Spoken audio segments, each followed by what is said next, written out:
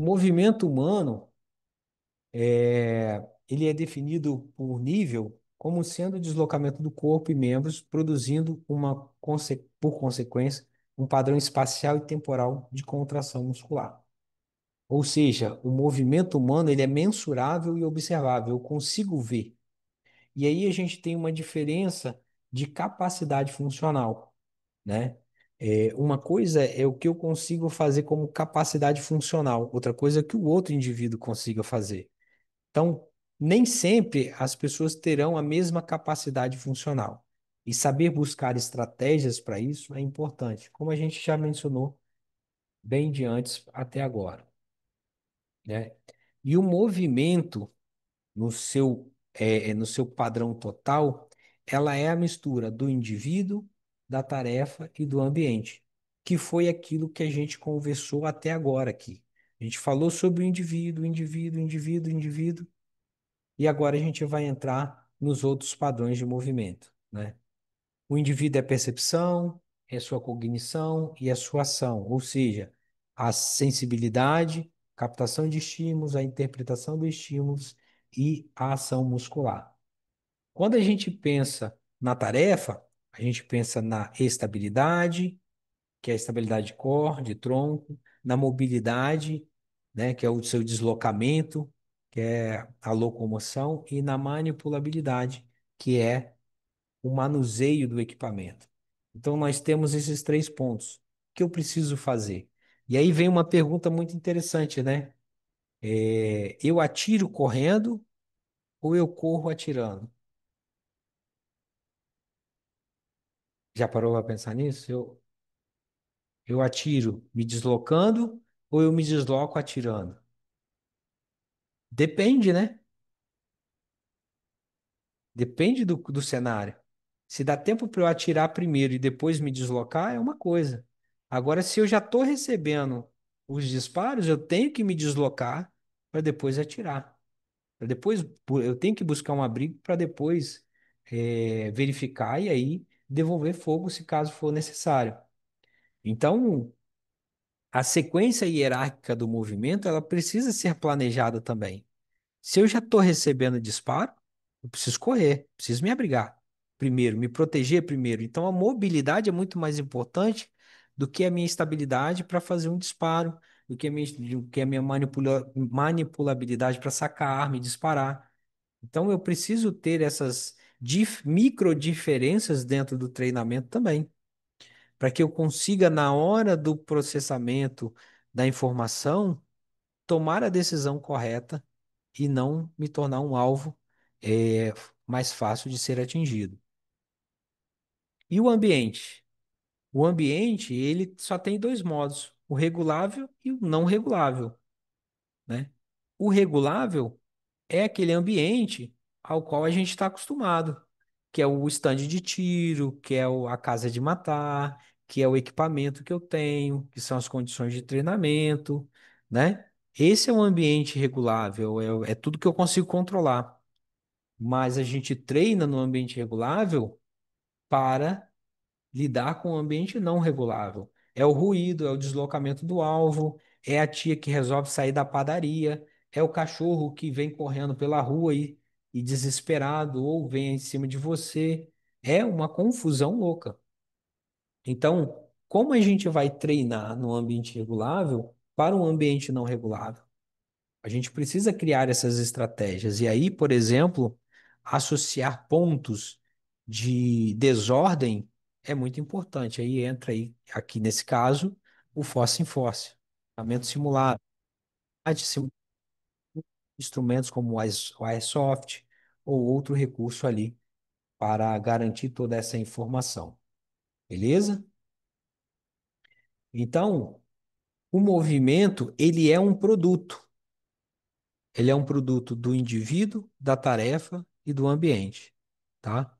Onde o indivíduo a gente tem aqueles três pontos que a gente veio falando desde ontem até hoje. A tarefa é a mobilidade, o que eu vou fazer com cada estrutura, se é meu tronco, como é que eu treino isso, estabilidade, a manipulabilidade e o regulável e o não regulável.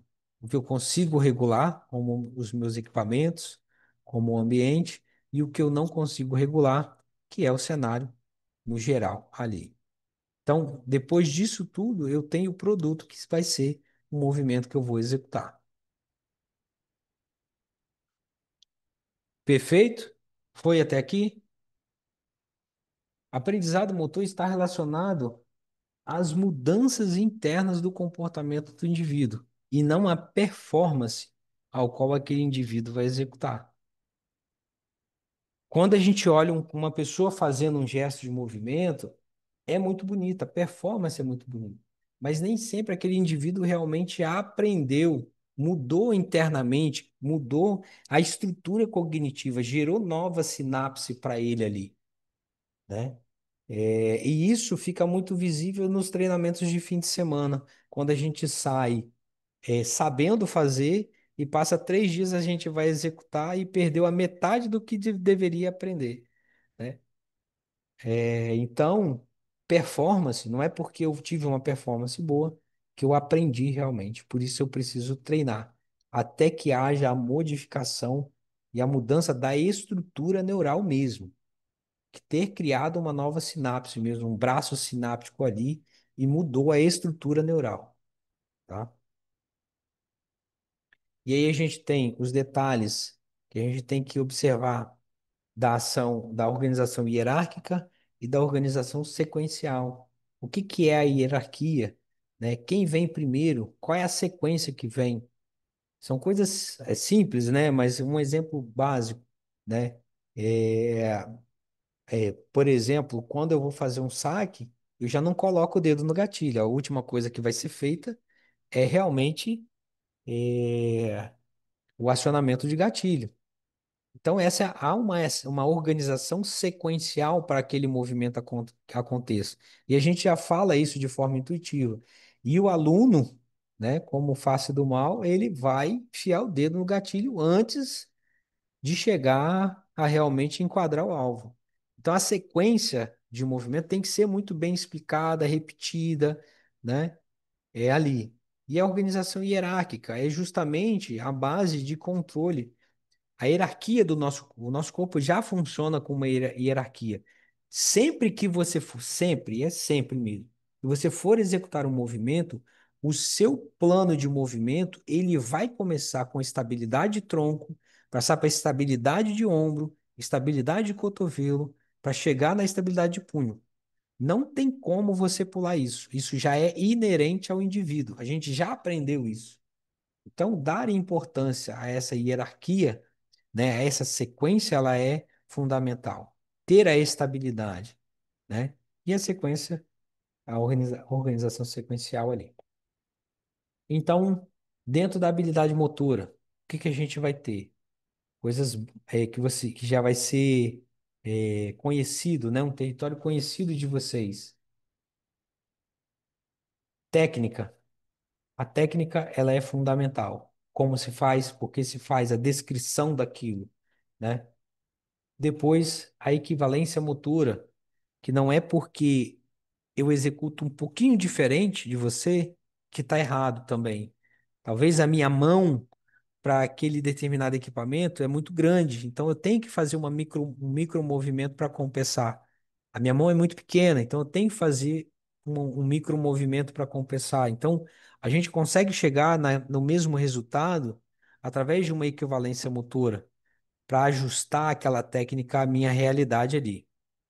Uma variabilidade, ou seja, vou variar o meu treinamento, como a gente já falou, criar novas formas de executar aquele treinamento para gerar uma complexidade ali e gerar um repertório motor muito mais apurado, uma consistência, ou seja, treinar constantemente, com consistência, para que eu consiga realmente aprender e consolidar.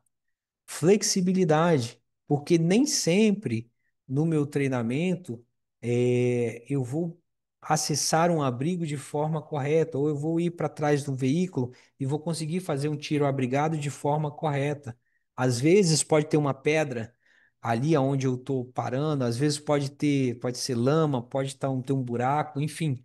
Então eu tenho que ter essa flexibilidade porque a vida real é completamente diferente do meu cenário de treinamento ali, do meu ambiente regular. E o feedback, que seja o feedback intrínseco, ou seja, aquele que eu mesmo faço, ou o feedback aumentado, que é aquele que o meu instrutor vai me garantir ali, tá? E depois a gente revisita a técnica, se o que eu fiz está dentro daquele padrão ou não, beleza? E isso é uma roda gigante que não acaba nunca. A habilidade motora é diferente de técnica, como eu mencionei. A habilidade motora é a tarefa simples ou complexa que, por intermédio da execução, pode passar a ser efetivada por elevado grau de qualidade, tá? Quando chegar à automação. Então, eu consegui uma habilidade motora, ou aí a técnica, na verdade, é a informação descritiva do que eu preciso fazer. Então, a gente não pode confundir esses dois pontos, tá? E performance e aprendizado, como a gente mencionou, performance é o desempenho observável e aprendizado está relacionado à mudança interna daquele indivíduo, tá?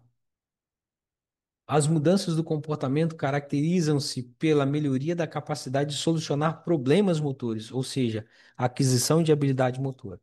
A partir do momento em que você consegue realmente aprender algum gesto de movimento, ter uma habilidade motora, você vai conseguir solucionar vários problemas que porventura surgirem. Então, o seu repertório motor vai ter sido consolidado. E aí sim, você vai conseguir realmente adquirir função motora ali.